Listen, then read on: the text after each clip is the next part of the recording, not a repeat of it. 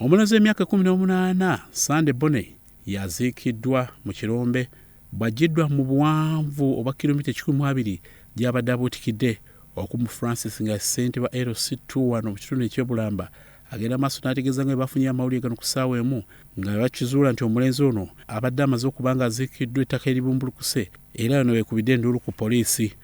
Chairman wa site yaripootinga ku poliisi. Giso yankubira twayogera ku naye batukoba nti tutole tuziikule omuntu oyo poliisi emwagane ngaki muziikule.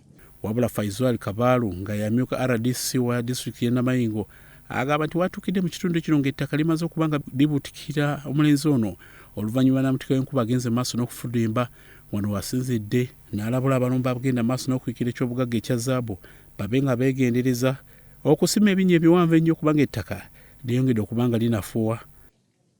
Then bateekwa okuba nga balina protective gears.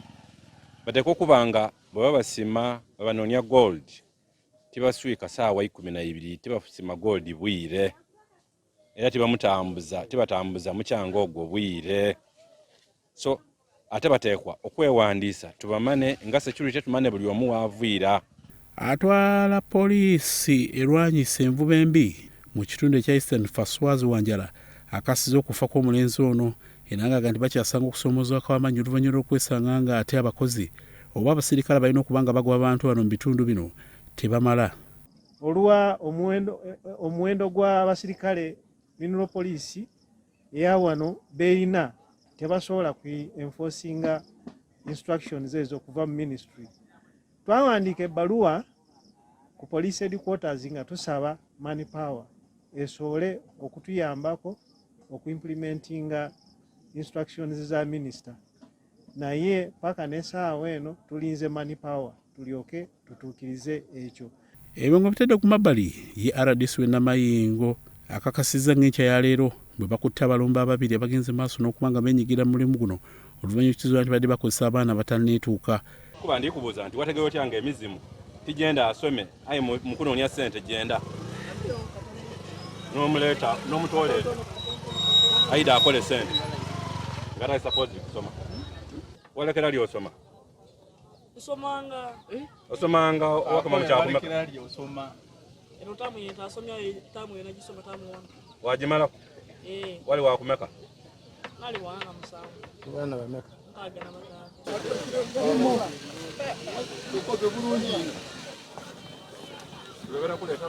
mu mboozi ey'akafubo abamu ku bayikuzi ba kologi nga Hassan Isiko Sako ne Yusuf Mutwalibu bano bagenze maaso ne bagamba kino ekibaddewo kabadde kabenje bubenje so si buli kaseera nti omuntu afa.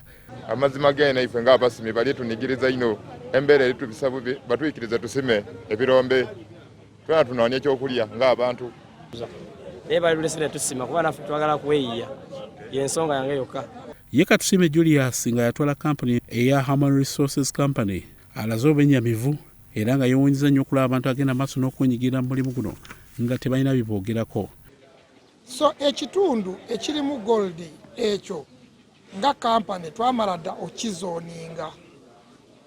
So kati abantu bwe batandise okujja nga batandika okusima ffe nga bakampuni ne twokubira omulanga mu gavumenti kubanga ye yatuwa layisinsi. And this has prompted the system or the concerned stakeholders to put on hold some of the activities taking place in that gold rush to ensure that order is created. Byasandi Charles ku Russell TV Omunyo.